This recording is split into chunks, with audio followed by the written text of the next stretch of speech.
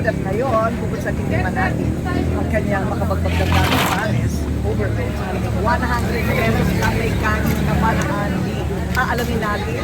Lahat ng kasagutan sa mga tanong ng bayad, lumaki na ba talaga ang ulo ni Diwata dahil sobra na siyang sikat bigla. Hindi ba talaga siya namamansin kapag walang binigay na regalo?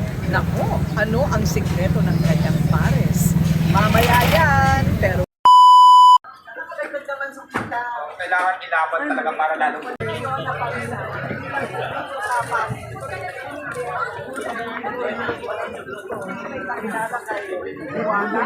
At yung kanyang makabagbag damdaming pares. Okay, so, ano naman pares? Hindi na kita mamaya ng pares, pares ng chinelo. Ako ito rin. Diba? Mga pares ng chinelo. Oo. Okay, so ngayon, ito ngayon. Ngayon, ito lang naman yung tinda ko. Ito lang naman yung pinagmamalaki kong Sikin Joy at saka yung Paris Overload ko na lechon kawali at saka asin charap bulaklak. So, ito naman yung naman tayong barbecue, may Sikin Inasal. Pero, siyempre mag-isa ka lang naman. Kaya ito lang muna papatikin ko sa'yo. Baka di mo makain lahat. O, hindi pa ako nag-aalmusal, ha? Kayang-kaya ko yan. Teka muna, bakit pares? Paris kasi, Naisip mo, bakit pares? ano, kasi di ba Lugaw, hindi ano. ito kasi bago ko nag-start, nakita ko kasi talaga hindi man yung negosyo Paris dati sa mga kalsada. Hindi ba kalsada naman ako galing. So, kaya ito yung naisip ko, i-business. Kasi para mas madali pag Paris yung tininda ko, mas maraming bibili at saka pagkain siya. Okay. So, kung galing ka sa ilalim ng tulay at walang-wala ka, paano ka namuunan? Ayan, ito na nga, nag-start tayo, hindi muna Paris. Nag-start tayo ng 5,000 pesos na ito kung saan sahod ko ito ng construction worker ako. Construction Yes, ba? construction worker ako dati. So ngayon, kaya ako nawala sa pag-construction kasi di ba nag-pandemic, bawal lahat ng mga trabaho. So may naipon akong 5,000 pesos sa sweldo ko. Ayan yung pinuhunan ko ng sigarilyo, soft drinks, nanguna yung mga tinda ko dati. Ganyan, tapos yun nga, medyo maging maganda naman at saka naging masinop ako yung kitaan doon.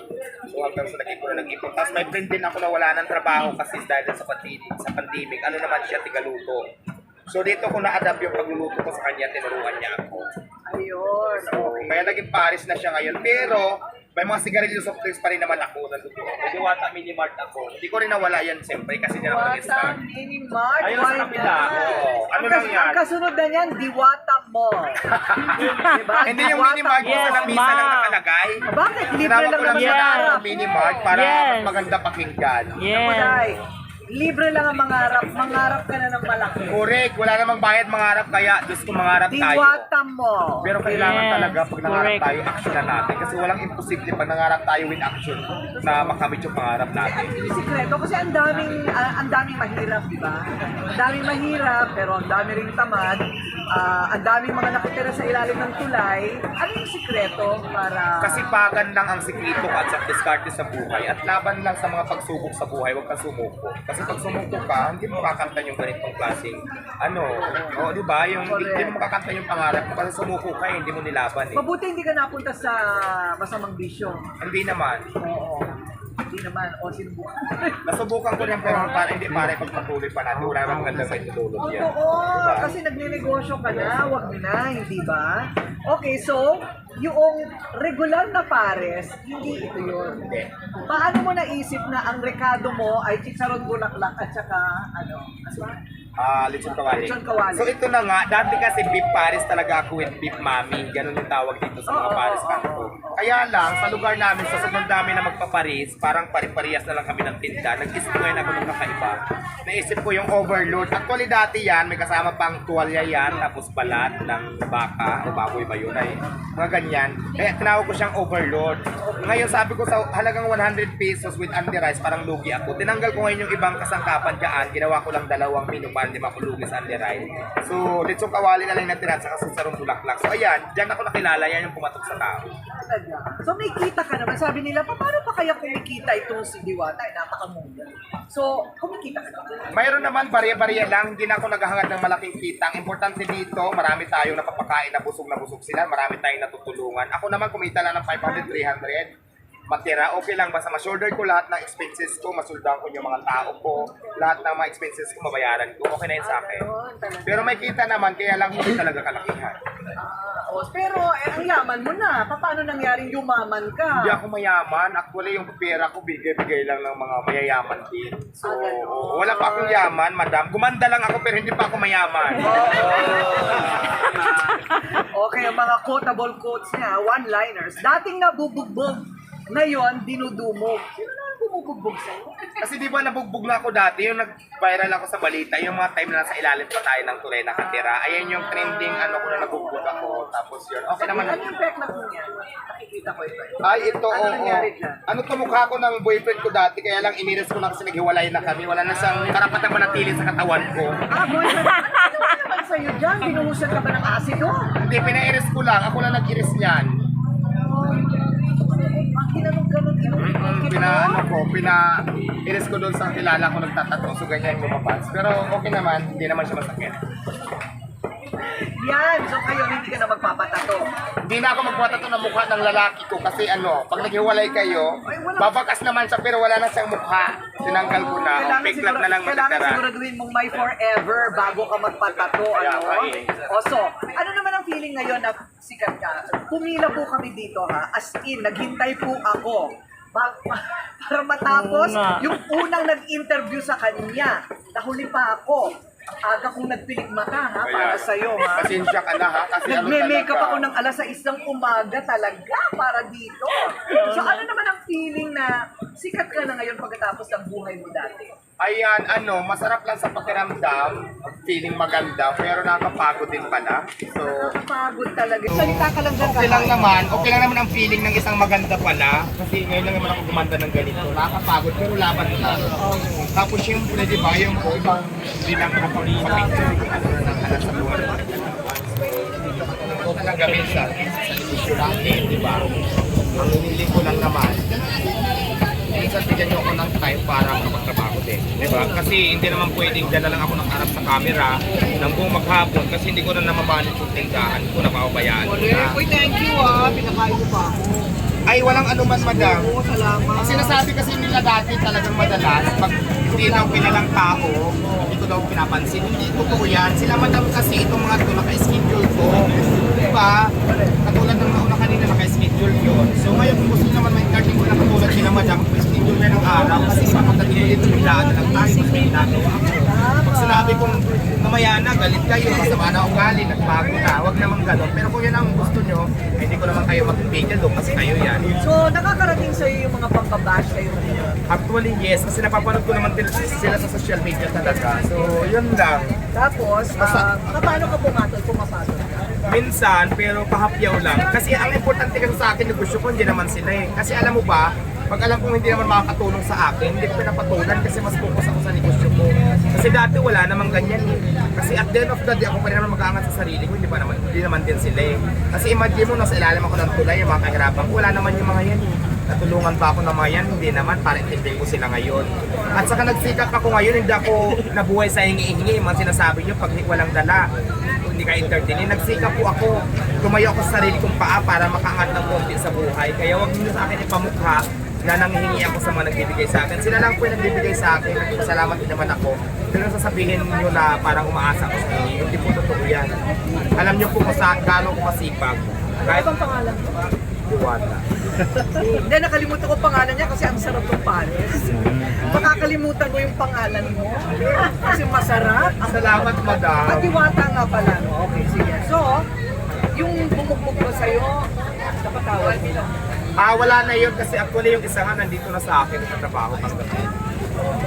Di ba friend ko rin naman yan sila, kasama ko sa ilalim ng tulay. Pero okay na yun, sabi ko lesson learned. Lahat ng pagkakamali natin sa buhay, sana matutunan natin. Ikaw muna. Yung isa pang binantahan sa'yo na binigyan ka ng kotse, binigyan ka ng milyon. Anong balak mong gawin mo? Actually, tinabi ko yung pera para for my future kasi plano ko talaga mag-expand pa ng Diwata Paris. Okay. So lahat ng binigay niya sa akin, actually si Madam Rosmar nag-give niya sa akin. Okay. Tapos yung sasakyan naman na binigay sa akin nung may-ari ng isang kumpanya ng sasakyan, ginagamit ko naman dito sa tindahan ko, pamalingke, service ko. So malaking bagay yun. Kasi Doon ang pamalengke niya. oo, nagagamit ko siya pag namimili ako kasi pick up yun eh, may kagahan sa likod. Malaking bagay yan para sa akin. So yung pera nakatabi, nasa ano, nasa tao. O yung mga pamilya mo naman, Ayan, yung mother ko nandito sa akin, sa bahay, kasi mother ko nandito na 74, so hindi niya rin kaya ng trabaho. Ginawa ko na sa bahay na lang siya. Mga kapatid lang dito, atin na yung mga pamangkin. dati nga sa probinsya ngayon. Oo, nandito sila ngayon. Samar ako, Northern Samar. Malayo rin. So, nakakatulong kami sa pamilya. Medyo mas maganda na kayo ng buhay. Yes naman, hindi naman maganda, pero kung hindi kami dati nakakabili ng ulam na halaga 100 pesos, may nakakabili na kami at saka nakakain na kami ng 3 times a day. Kung dati 1 eat lang kami kumain minsan, so ngayon na kumakain na kami ng tamang oras. So yun lang naman ang pinagkaiba. So, wala kang balak na taasan ng konti ang presyo nito para naman medyo bumilis naman ang asenso. Actually, kung kaya, pinag-isipan ko pa nga eh. Pero sa ngayon, kasi mas pinatangkilik nila yung price ko, tapos Anderas may price of things. So, dyan lang muna. Pero pag dumating sa point talaga na hindi na kaya, bakit din namin nasa kahit man lang 5 piso. Pero sa ngayon, okay pa naman. So, kulang muna tayo kasi baka mamaya. Pwede naman 5-10 taasan natin. Kasi magbubukas na rin ako ng bagong branch sa Quezon City. So this 28, magsusok opening na ako. Isa pang branch sa Diwata, Paris. Quezon City branch. Huwag mo kami kakalimutan ha. Ayaw mo invite kita doon para sikat yung Darating parisan. ang araw, ako naman ang mangungutang sa'yo. Diba? So ano ang gusto mo ngayon sabihin sa lahat ng kagaya mo na patuloy na nagsusumikap sa buhay? Ayan, sa lahat po na nangangarap na kagaya ko, ituloy-tuloy nyo lang kasi ang swerte sabi ko nga, dumarating na lang yan sa tao. Kung hindi pa para sa'yo ngayon, huwag ka lang sumuko kasi malay mo bukas, sa'yo naman dumating yung swerte. So, magpatuloy nyo lang kung ano yung mga pangarap nyo, kung anong gusto nyo sa buhay, na wag lang kayo susuko sa laban ng buhay kasi malay nyo bukas, di ba, kayo naman yung swertihin. Ganun lang yan. Pag sumuko kayo, darating sa inyo yung swerte, ganun sumuko kayo. So kung may pangarap kayo, sundin nyo na at tuloy lang ang laban. Kung nadapa kayo, bangon ulit, lalo nyo pang galingan. So yun lang. Yun lang, at kumain na tayo. Hindi kumain na po kayo, madam. Okay, teka muna. O, sino daw nagpapakilig sa'yo ngayon? Siyempre mga lalaki. Sino nga? Sino nga sa kanila? Marami yan. Marami. Ayan, isa pa tong nakaano. Naniligaw sa akin. Ay, lumiligaw talaga. Nako. Okay. Huwag mo silang gagastusan. Kaya nga ayaw ko muna, marami naniligaw ngayon, ayaw ko muna mag-boyfriend kasi nga, baka mamaya kung nag-boyfriend ako ng dalawang lalaki, bukas wala lang akong puhunan. Kaya gusto ko magpayaman muna, mag-ipon muna at bago mag-boyfriend kasi feeling ko, pag marami ka ng pera, mas maraming boyfriend. Correct. Kaya ngayon wala muna akong boyfriend, ano lang muna, tikim-tikim lang muna. Doon sa ating kay Saya-Saya, bilhin natin yung Paris niya. Diba? Tapos mamimigay tayo ng, papakain tayo sa mga bata ng Paris. Pero bibilin natin yung Paris. Dito. Dito. Go tayo dyan. O, okay na to. Mga for teaser lang. Parang teaser ma'am yung mga intriga. Pang cliffhang lang natin. Isang malinis lang na 8. Okay. Marami ba yan? 3 lang ma'am. Totoo ba nagbago ka na? Kailangan sagutin. Lumaki na daw ang ulo mo. Hindi ka muna. So, may nabitinda niya. Meron na tayong soundbite ng Okay. ma'am. O so, Diwata, ngayon nasikat ka na. Ano ba yung usap-usapan na lumaki na daw ang ulo mo at mayabang ka na ngayon? Okay. Hindi ka na daw namamansin kapag walang dalang regalo. Grabe. So, kayo na nga. Wala naman akong dala. Pare, ang dala ko sa kanya pares ng chinela. O wag, oy, walang judging ha, don't judge me kasi kinakain ko. So, bilis ka dito. Okay.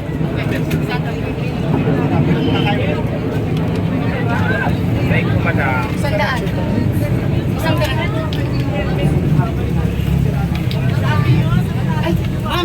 Ay, ma'am. Ang inyo.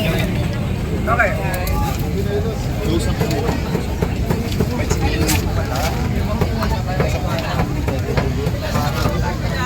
Indication.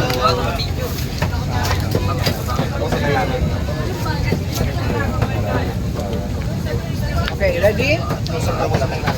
Okay. So, kung binigyan ako ni Diwata ng pares, ako naman magbibigay sa kanya ng pares ng tsinelas! Palakpakan naman tayo dyan! Tama-tama, marumi na yung chinilas mo. Kaya sa ka lang. Oo nga, tama-tama marumi na siya. Kaya yan ayan. naman, mapapalitan na siya. O, ayan. Dito tayo. Bibigyan mo ko ng pares. Palit tayo, swap tayo, Paris sa Chinilas.